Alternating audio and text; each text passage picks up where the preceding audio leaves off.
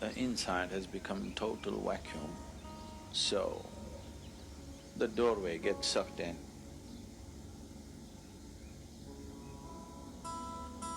Another way of opening the third eye is you contain everything inside. The first way of doing is the best way of doing.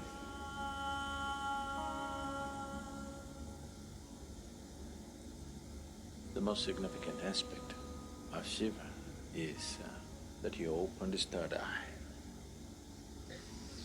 All the other things,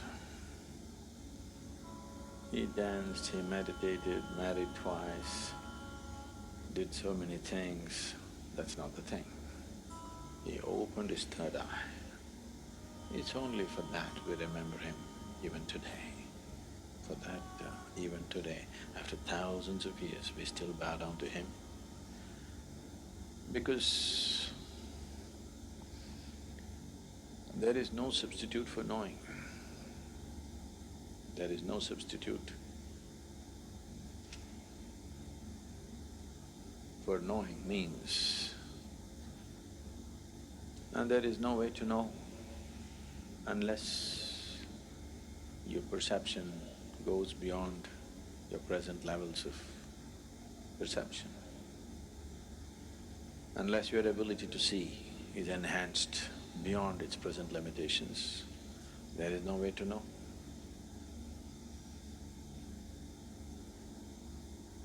To know is to be free.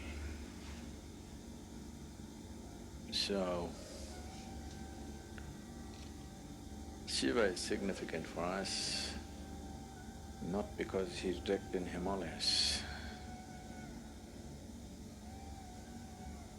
not because he played with snakes, not because of this or that, because he opened his third eye. He perceived what most human beings fail to perceive. What is unseen for a large segment of humanity became a normal part of his vision. That's what third eye means. So people say, when Shiva opened his third eye, it was a fiery process, fire came out of it. Why they're saying fire is because within himself, he burnt everything that he thought mattered to him. He became like a fire chamber, like a kiln, that within himself he burnt everything that can be burnt, and then from every pore of his body, instead of sweat and blood coming, ash came out. Why? Shiva is always depicted as ash smeared. He didn't go about smearing ash. Ash came out of his pores. This is to indicate that he has burnt it all.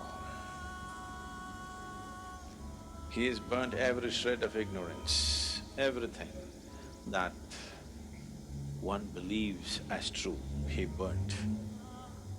Because he burned everything and everything became ash, then this opening of the third eye could not be denied to him.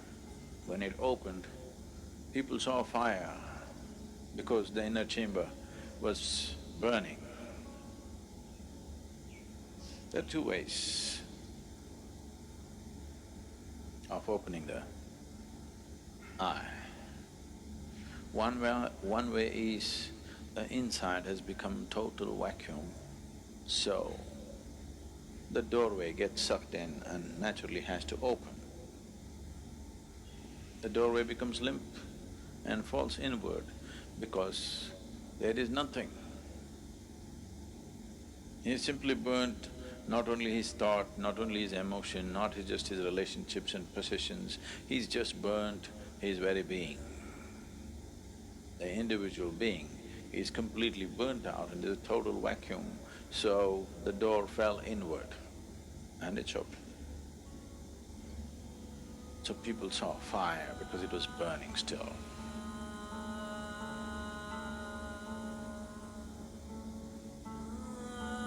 Another way of opening the third eye is you contain everything inside. Everything is contained. You did not find any expression for your thought, any expression for your emotion, any expression for anything. You could not even utter a word. See, if you remain silent for 4 days, on the 5th day, you feel like singing suddenly. If you don't know how to sing, you want to howl like a wolf. Huh? Because you want to let go. You didn't let go anything, so much pressure built up, and this door got knocked open from inside. It's another way to do it. The first way of doing is the best way of doing, because if you open it by building pressure, it opens up today and again tomorrow it may just shut itself. Or before enough pressure builds up and this opens, something else freaks in you and you run away, yes. Because the pressure builds up in such a way, if you have to hold it, you need… because you don't know what's happening, it looks like torture. It looks like 7th degree torture. If you're putting yourself through the whole process, then definitely your mind will ask, what is the point going through this torture? Because it's a lot of torture. Not letting a single thought find expression, not letting a single emotion find expression, not uttering a single word, not finding expression to a single opinion that arises in your mind, single idea that arises in your mind. Oh, it'll burst you somewhere. If you hold everything intact, this will open, otherwise something else will freak. But you are a little… you're diplomatic. You believe in the middle path. That means you don't wish to get anywhere. People who believe in the middle path, they're determined not to get anywhere in their life. Middle path means just your comfort zone. Neither this nor that. Either you become empty, the sheer power of vacuum will open it, or you build up pressure in you, it'll burst open. 2 ways of opening. Middle path means you are a professional bullshitter. Really. Full-time bullshitter you are, not professional. Profession means they do it only part-time, right? They do it only certain times of the day.